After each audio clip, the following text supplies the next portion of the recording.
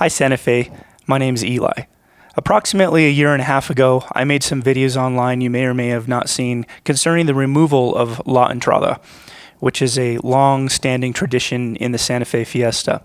Around that time, I warned that if La Entrada was to be removed, there would be no stopping with La Entrada. That the philosophy of the people that had a problem with it, the protesters that wanted to remove La Entrada, in actuality wanted to remove a lot more things about our culture, our history, and our heritage.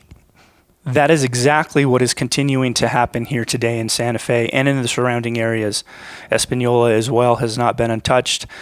The more I engage people online, on social media and in person, the more I realize people in general really don't have a good understanding of the engine that drives this, the reasoning and the people that are behind the push to take away what makes Santa Fe special. Recently, we've seen the removal of Don Diego de Vargas from downtown, as well as the monument in the middle of our plaza. As I warned a year and a half ago, I warn again now today that this isn't going to stop here. This is not going to stop here. Many other things around our city are on the chopping block as far as they're concerned, and they're going to keep coming back and take a little more at a time, until there is nothing left of so much of the history that makes Santa Fe so special and so dear. On the agenda, most people don't realize, is Cross of the Martyrs, the very fiesta celebration itself, which is the oldest tradition celebration in the continental United States. So if you are a Santa Fean, or if you live in a surrounding community, Espanola, El Dorado, etc., I ask you to please listen to this video. I'm making it as short as I possibly can and still be able to thoroughly explain why these events are happening in our community, why they're bad, and what we can do about it. Once you can understand why these things are happening on a local and on a national level, I think most Santa Feans, in particular the native Santa Feans, will agree with me that we've got to stand against this kind of change. It is only bringing negativity, and it's stripping our community of what makes us special. This is much more than a few people who were offended at some events in the past and feel that we celebrate those events that were horrible for some people. It's so much deeper than that. A lot of Santa Feans think that, well, if we just give in this area and let's remove a festival, or let's go ahead and just remove this statue or that statue, that it will somehow appease the people who are bringing these protests against us. And it is not going to do that. So please allow me to explain to you again, the engine of why and the philosophy of why these things are happening in our community. And I'm going to try and focus this video on how that impacts us and our own community. So, in order to properly understand the context of what's happening in our culture, in our day, in our city, there's two subjects that I've got to go over as briefly as I can. The first is a history of the area. Now, this is going to be a brief history, almost embarrassingly brief. Maybe someday I'll do an exhaustive video on the history of Santa Fe and the area here. But for right now, I just want to establish some basic things.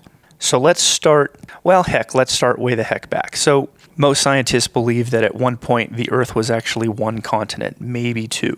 They believe that because the continents appear to fit together like a piece of a puzzle. In addition to that, it explains how different peoples got to different continents far before there was sailing on the seas and stuff like that. So folks over time settled all over the Earth. Christopher Columbus usually gets the lion's share of credit for quote-unquote discovering the Americas. Actually, we know that it was Leif Erikson back in the 11th century, but let's just call it Columbus. He's the one that fought the hardest for it. If you actually read Columbus's story, man, that guy went through hell before and after he sailed through his many voyages and stuff.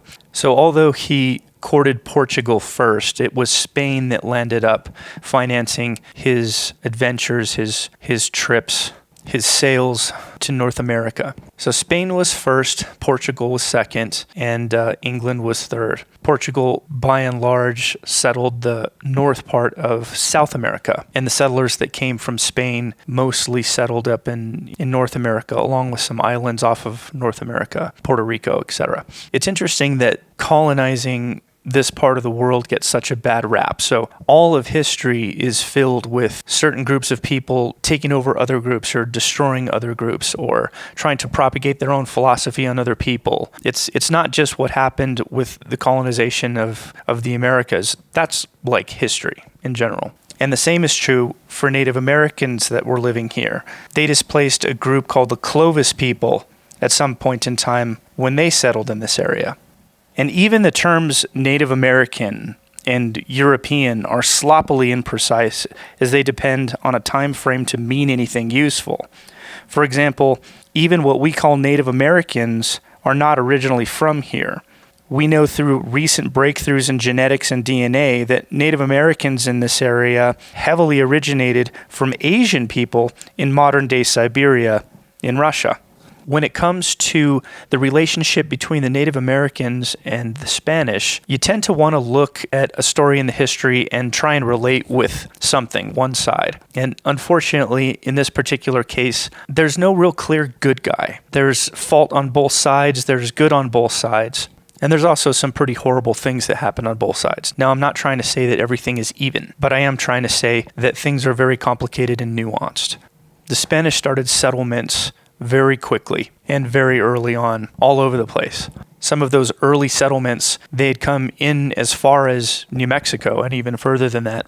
Starting around the mid-1500s, 1535, 1545-ish, Spanish settlers were starting to settle in Santa Fe and in this area of New Mexico. Very few people. We're talking, at first probably 200 men. And there were vastly more natives than there were Spanish settlers. If they wanted to wipe out the Spanish settlers, they easily could have. Over time, more soldiers came, different waves of soldiers that did represent the Catholic Church. Things came to a boiling point in the year 1680. 1680 is the year where something called the Pueblo Revolt happened. So the Pueblos had revolted against Spanish soldiers and the Spanish army in that area and colonizers as well. They were frustrated because Spain was attempting to force them to change their way of life. Spain was wanting to convert Native Americans to their religion, to Catholicism, Christianity, and other reasons. And at one point, the natives had had enough of it, and they revolted, and they killed quite a few of the Spanish settlers. That at that time was probably between about 2,000 and 2,500 Spanish settlers. So the Native Americans killed several hundred, and the rest fled down largely to El Paso. Now, both of these people groups had some issues. So if you look at the Spanish side, they kind of tended to want to force their way of life on the natives. That didn't work out so well. And if you look on the native side, there's various tribes, and they had a hard time getting along. A lot of what was happening back then was various tribes fighting among each other.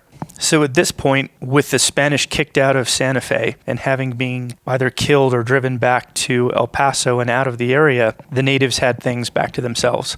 Unfortunately, Apache tribes and some other tribes were continuing to come down and pick on the Pueblos around this area. This became so severe that towards the late 1600s, the Native Americans in the Santa Fe area dispatched some scouts and sent them to El Paso and asked the Spanish to return. That is a very little talked about and very little known fact that several Native American tribes sent representatives all the way to El Paso, which was no smart journey back then, to ask the Spanish to come back, but ask them to come back under different terms. Enter Don Diego de Vargas, who in 1692 led a small group of troops back to Santa Fe. As he came back into Santa Fe, he came in bearing gifts. He had fruit trees with him. He had other gifts for the Native Americans of this area, and he met with the leaders of the local tribes. It's said that he even brought hot chocolate, and that they cracked open the hot chocolate around campfires as they discussed terms of peace. At the end of the day, it was agreed on that the Spanish would return, that the settlers would return, and that also some soldiers would return as well. The Spanish had learned some lessons, however, and they made two major adjustments. Number one, they agreed not to enforce Christianity on the Pueblos and agreed that the Pueblos should be able to continue to practice their own religion unimpeded. The second thing that they adjusted was they agreed formally that there would be a intermarrying of the two groups. It was more than two groups because you can't just plump all Native Americans into one group. They were various groups, but just for the sake of simplicity, there would be intermarriage allowed. That was really putting out an olive branch because that was basically saying, we're open to becoming one people with you. In addition, around this time, the King of Spain made an edict that stated that natives were to get paid the same as the Spanish, and also that the Spanish had to honor the Pueblo properties. That was a big deal back then. It was also a big deal the way de Vargas came in, because he came in with a relatively small group of men, a small group of soldiers. He was putting himself and his own life at risk just by re-entering Santa Fe. The natives greatly outnumbered him, and they could have easily killed him. That was in itself an olive branch to say, I come in peace, I'm putting my life on the line here, so I'm asking for your trust in return. They acknowledged that, and they were able to make a deal in which the two people would try all over again to live together and to cohabit the area and live in peace with each other. That is what the Entrada celebrates. That is what the Entrada reenacts. Now, the Entrada obviously is the festival that was just removed from the Santa Fe Fiesta, but that is what the Entrada was talking about. You notice what's missing in this story? Genocide. There's no genocide here, which is something that is a common theme that's brought up completely unfairly. The Entrada literally is a celebration of a peace treaty. What could possibly be controversial about that completely eludes me. You have a group of Native Americans that were getting picked on, asking Spanish representation to come back. Spanish representation came back with adjusted attitudes and gifts. They talked, they shared hot chocolate, they came to some deals, and they decided, let's try this again in good faith. Separate groups of Native Americans commonly would come from the north, Apaches, etc., and they would come and pillage and kill the local pueblos around here. And so Don Diego de Vargas guarded them. And that reminds me of the Santa Fe School Board meeting a couple of years ago when they were debating whether to continue to allow the presence of Entrada to be in our public school systems. And some people that were against it, 3 of them, I won't say their names right here. In the middle of the school board meeting, they just yelled genocide and left. They weren't willing to discuss anything. They weren't open to discussion. They just yelled genocide and left. And in doing that, a lot of people who don't know better around them think, oh, they're mad, genocide is bad. So yeah, there shouldn't be a representation of Entrada in our public schools, a presence of Entrada in our public schools. But there was no genocide, folks. Now, after the Entrada, after Don Diego de Vargas came back, there were some skirmishes, and things weren't perfect, but there was no genocide here. Don Diego de Vargas was a game changer in a new level of respect, and he oftentimes gets the brunt of the blame for the attitude that Spanish had in certain areas back 100 years before this. And so, if you think about it, the Native Americans and the Spanish actually have a lot to be proud of, because more than anything else, we both together led the idea of 2 extremely different people groups being able to come together in peace, and although it wasn't perfect, live together and be relatively successful. If you look at the rest of the world, if you look at the rest of history and what people have done to each other and been through. You fast forward to now, and there are still so many remnants of these events that happened, and many more all around us. You know, I hear the argument online, you know, these statues, the statue of Don Diego de Vargas, etc., belongs in a museum. Santa Fe and the surrounding areas is a museum.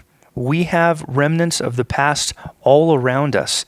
Santa Fe is a living museum. There is representation of both cultures here in mass. The idea that one of these cultures needs to not have representation anymore is ridiculous to me. So that brings me to the second thing that I need to talk about in order to properly contextualize what's happening here.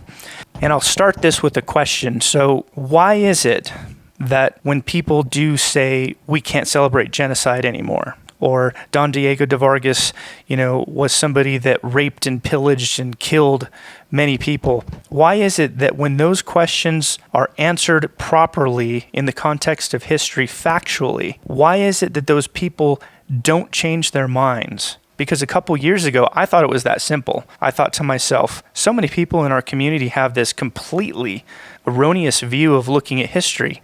If I can just correct that, then everything will be fixed, right? I even went out of my way to find a local historian and interview him and put him on a small YouTube channel that I have. My experience is that the same people that believed that there was a genocide then, that believed that basically the Spanish were just big bullies that showed up to kill everybody, and it's that simple. When those people are confronted with the nuanced factual account of what actually happened, they don't change their minds. They just dig their heels in even further. So why is that? Why is that? That brings me to the next subject that I need to talk about. So as it is with history, we can't have an informed, in-depth conversation about what's happening in our community without talking about the now mainstream influence of something called woke culture. Now, what is woke culture? Some of you know instantly when I say the word woke what that means. Some of you, when you hear me say the word woke, you have no idea what I'm talking about. So you can think of woke culture as old school political correctness on steroids, completely out of control. When I say the word woke, that includes cancel culture, intersectionality politics, identity politics, etc. All these types of thinking are now mainstream. They started on universities, they creeped to entertainment, a lot of corners of entertainment like video games, movies, sports, and now it's just open mainstream. The woke culture retroactively applies its new subjective moral standards to the past and actually goes out of its way to seek to ruin lives based on that. So if there's a certain type of joke that was acceptable, say in the year 2000, if they view that as offensive now, they're going to dig up your entire past and try to destroy you by that. This relatively new philosophy dictates how you should think and act and punishes you when you don't. It also seeks to remove basic rights like free speech.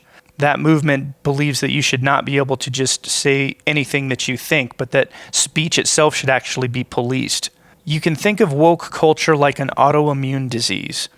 Some autoimmune diseases are when parts of your body malfunction and attack its own body. In my opinion, that's what's happening right now with Black Lives Matter. Black Lives Matter obviously is a grassroots organization that started from African Americans that feel legit like they've been pushed around by police, but now you can see the infiltration of the quote-unquote woke in there, and the result of that is white 20-somethings, 30-somethings actually yelling down at black people, saying that they need to get on board with the way that they believe they should think. Completely backwards. But that's how powerful they can be. They can actually take the voice away from legitimate average American, African Americans who are trying to speak up about something. They can actually hijack their whole movement and go and make the whole thing look like it's out of control. When it comes to the intersectionality part of it, what I mean by that is they've devised a system by which people's importance can be valued based on how oppressed they believe their group of people to be. So if you are a black gay person, they view that you're very oppressed. And so your voice has more meaning than somebody who is, say, Oriental and not oppressed at all. It makes no sense.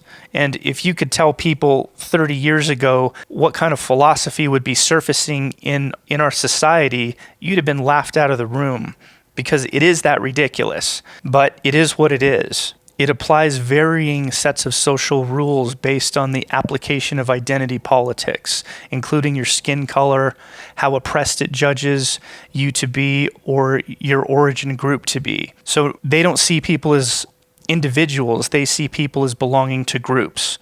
So if you are a gay person, if you are a trans person, if you are a black person, this movement doesn't see you as an individual, it sees you as belonging to that group. And while I'm not done talking about and describing woke culture in general, I will just take a second to pull this back to where I'm going.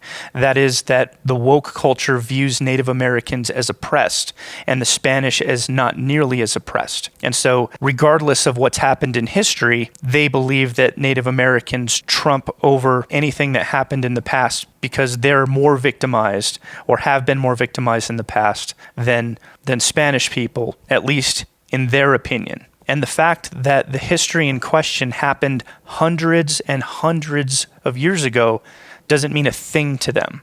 It's as if it happened yesterday.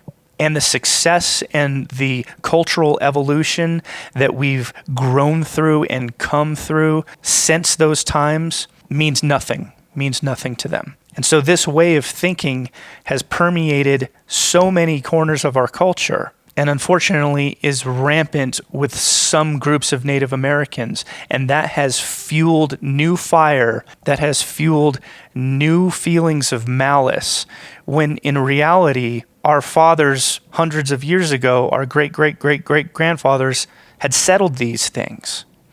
That doesn't matter to them. So when you think of things that way, it doesn't matter that Don Diego de Vargas came in peace. Those facts are irrelevant to them because they view the Spanish as the oppressors and Native Americans as the oppressed. And while in some cases that was true, it wasn't true across the board. See, the woke culture sees victimization itself as an actual value, like being a good person. Most people think in terms of value. Number one, if you're a human being, you have value. No more or less than another human being, but you have value. And if you're a good person, if you help someone across the road that fell down, or if you see somebody who's in need and you meet that need, or if somebody is hungry on the street and you go and bring them something to eat, these things are good things. These are actual virtuous things. But the woke people view victimization as an actual virtue, as if because they view that you were victimized at some point, you now have the same status that somebody who has done amazingly good things would have. Again, it seems ridiculous. That is the practical moral value that they assigned to victimized people and people groups. The woke culture's foot soldiers, if you will, the people that actually are individuals that are enforcing this type of thing, we call social justice warriors. Most of the time, they have nothing to do with justice. Most of the time, they're just enforcing their idea of what they think is fair, and it is skewed from the onset.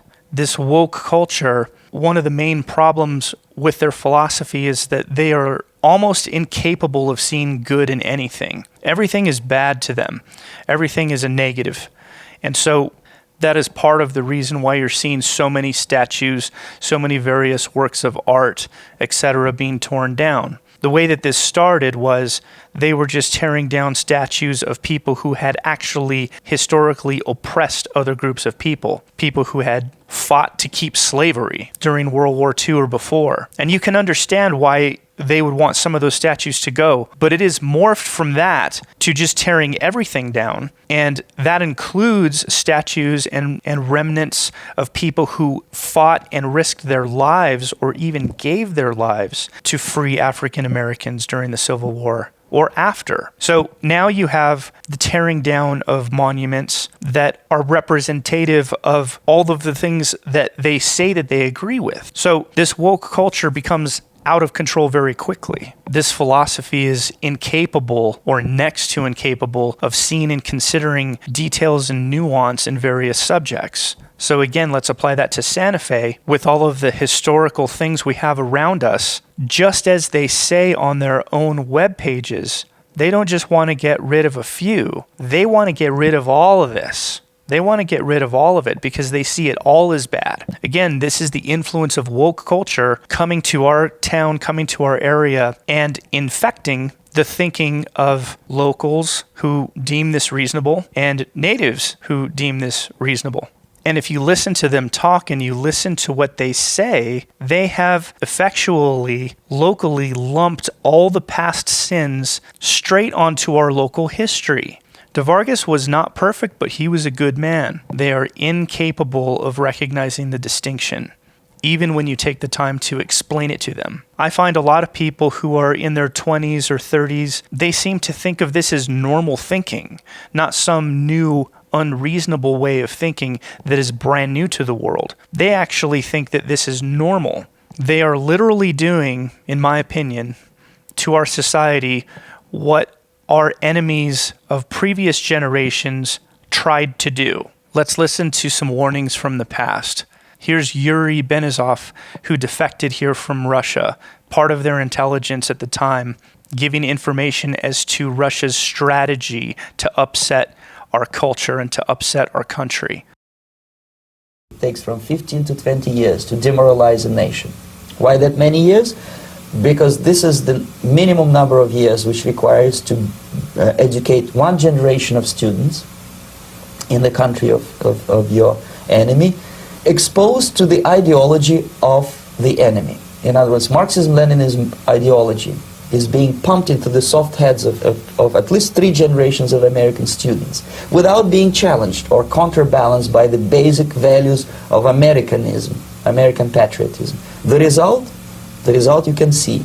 Most of the people who graduated in the 60s, dropouts or half-baked intellectuals, are now occupying the positions of power. You cannot change their mind, even if you expose them to authentic information, even if you prove that white is white and black is black, you still cannot change the basic perception and the logic of behavior. In other words, these people, the process of demoralization is complete and irreversible. It sounds strikingly familiar in comparison to what we're doing to ourselves all by ourselves. Here's a similar clip from before that from G. Edward Griffin. As early as 1928, the communists declared that the racial differences among our people constituted the weakest and most vulnerable point in our social fabric. By constantly probing and straining at this one spot, they calculated that eventually the cloth could be torn apart and that Americans could be divided, weakened, and perhaps even set against each other in open combat. They want hatred, violence, and bloodshed between the races, and they don't care how they get it or whom they use, even children if necessary. Here is a book that I think ought to be in every home library. It's entitled Color, Communism, and Common Sense by Manning Johnson. He joined the party as a young man because he honestly believed that the communists were trying to improve the conditions of his people. He was a dedicated communist, and eventually he rose to one of the highest ranks. But after many years, he discovered that instead they were merely planning to use his people in a bloody revolution to destroy America. And when he woke up to this, he dropped out of the party and devoted the rest of his life trying to alert his fellow citizens of all races to the true nature of the Communist Party as he knew it to be from the inside. Manning Johnson said, "Black rebellion was what Moscow wanted. Bloody racial conflict would split America. During the confusion, demoralization and panic would set in." And then, finally, Robert Williams says this: "Any all-out minority revolution must create a state of crisis wherein almost all of the male population would be forced to remain in their homes to protect their property and families. The middle class is very large, but it is not accustomed to deprivation and terror. Because of its affluence, it has waxed soft. It has no stomach for massive fire, blood, and violence. The motive force behind its life drive is its endless pursuit of prestige, conspicuous consumption, and sensual pleasure. A few years of violent, sporadic, and highly destructive uprisings will set the stage for the grand finale. After the stage is properly set through protracted struggle, America could be brought to her knees in 90 days of highly organized, fierce fighting, sabotage, and massive firestorm. Ladies and gentlemen, the organization behind these preparations has almost unlimited financial resources, and it provides both training and leadership based upon years of experience in many other countries. Our enemies are deadly serious about their task, and it's nothing short of national suicide for us to continue to ignore their plans and their progress. Hoping to avoid further violence and bloodshed, the public is to be pressured into accepting measures that will move the country gradually and legally toward communism, but without calling it that. And that represents control over human beings. No matter what grievance we may have, real or imagined, no matter what national problems we may face, the communists seize upon these as excuses to build socialism. They have one and only one solution for all problems: more government, and then more and more until it's total government. And forgive me for saying it one more time, total government is communism. And for something more recent, let's listen to voices outside of our country. There have been a wave of people on social media from other countries that have experienced similar things, either for similar reasons or totally different reasons, but effectively the same things happening in their country that they've lived through. And so many of these people are speaking out, and they're imploring us to look at what we're doing, to stop what we're doing, because we're making a huge mistake. Listen to this young lady. So I just want to talk to you a little bit about why I'm worried about what's going on in the United States today. For a long time, I stayed away from politics.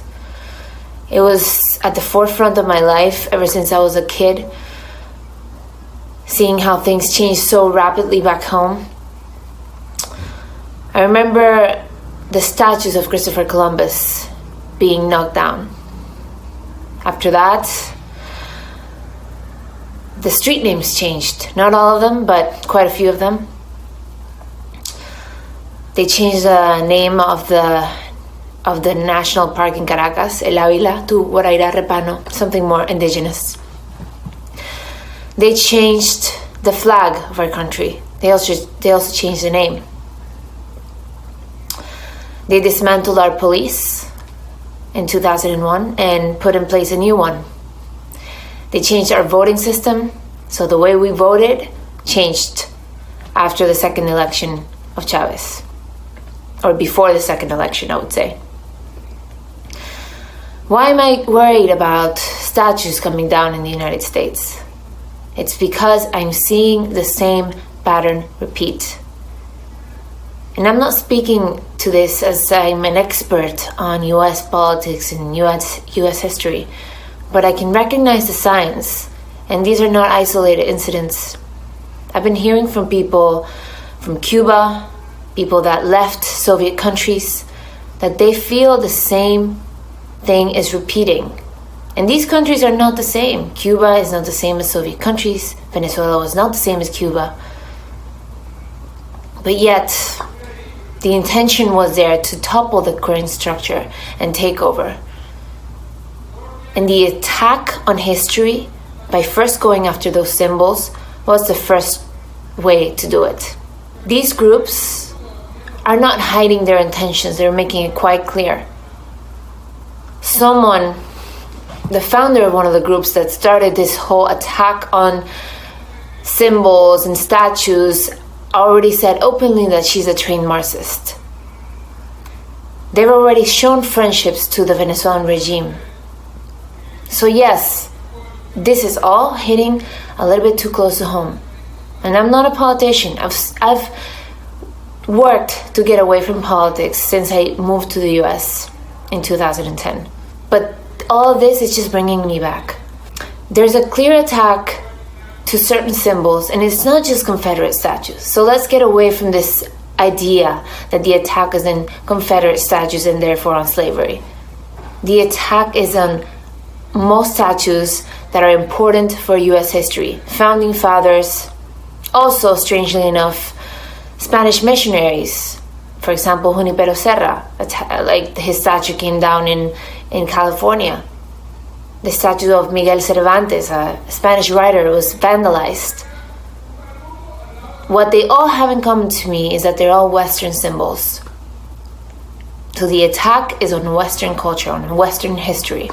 And is it a perfect history? No. But no history is perfect. They've already made it clear that their intent is to get into political power. But for me, the problem is that democracy needs to be defended and guarded and nurtured all the time. Venezuelan democracy wasn't the strongest in the last few years, in the 90s. It was taken for granted. It was assumed it was always going to be there. And therefore corruption grew. We had that blind spot. We believed it would never happen to us. We believed we were in the right path. But here, what I hear from many Americans and many of my American peers and friends is that it would never happen here. It's impossible. And that to me is worrisome. Democracy has to be protected and nurtured always. Don't ever take it for granted. It didn't work out for us, but I had to say my opinion. This was all just bringing me back a little bit too much. What happens when you apply this woke philosophy to our culture? What happens? I want to reintroduce you to a group called Red Nation. And I want to just pull up on their website and just show you what they're saying, because this is straight from the horse's mouth. Liberation is not about healing or getting over it. It is a struggle for material and structural transformation.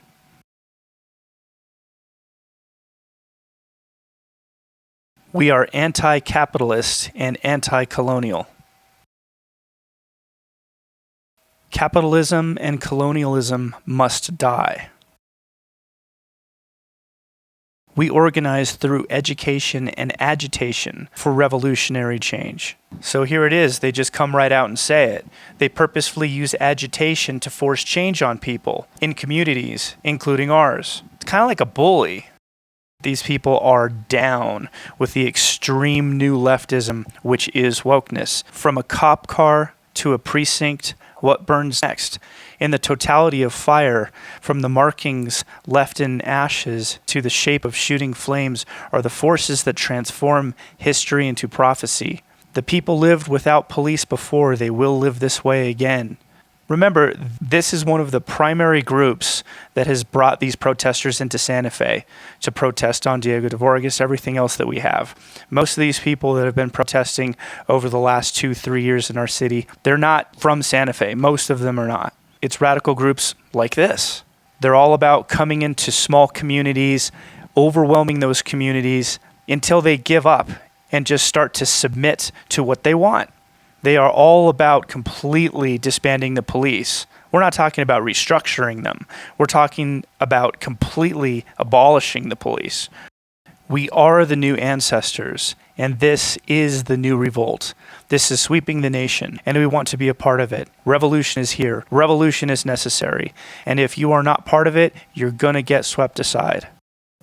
And names almost don't matter too much, because this philosophy, this woke philosophy, has permeated itself through various names and various groups. But I hope I've given you a good idea of the mentality and the thinking of these people, so you can recognize it if it surfaces in the name of one group or in the name of another group. One organization that has been very active in Santa Fe recently calls themselves the Three Sisters. Let's see what they have to say straight from the horse's mouth. We are the Three Sisters Collective, but we have allies and collective members that help us all throughout the year. On Monday, we were in a Zoom meeting for a mural grant that we're applying for. And we cut the meeting short because we heard that the Oñate statue was going down. We were like, the obelisk has to come down now. We reached out to allies that we have. Surge is supporting us. Red Nation. We wrote a letter to the mayor and city council. The mayor was very responsive. We had a meeting with him an hour later, and he agreed to remove all 3 statues that we requested. The Vargas statue is already gone.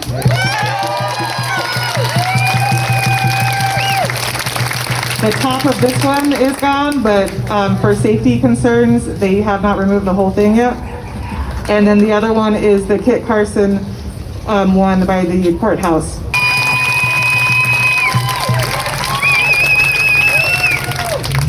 I do want to acknowledge some of our community leaders that have supported us. We have one true ally on City Council, and that is Renee Villarreal. And I want to read a statement from Renee. I stand in solidarity with the Three Sisters Collective and my other Indigenous sisters, brothers, and gender nonconforming relatives in the removal of the monuments and statues that represent white supremacy, colonialism, and genocide. And with that said, I'm going to go ahead and let Mayor Weber say a few words.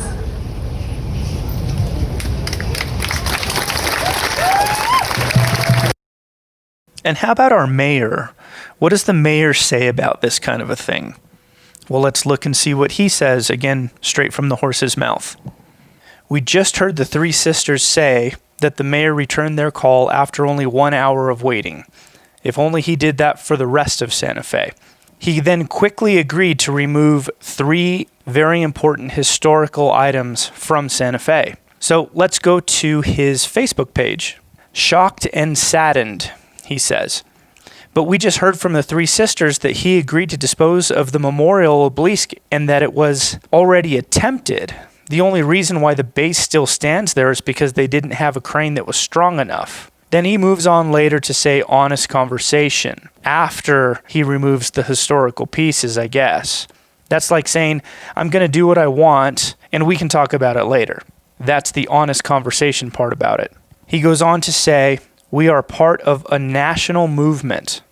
So Weber is not calling us the city different, but the city the same, as all of the fighting going on around us.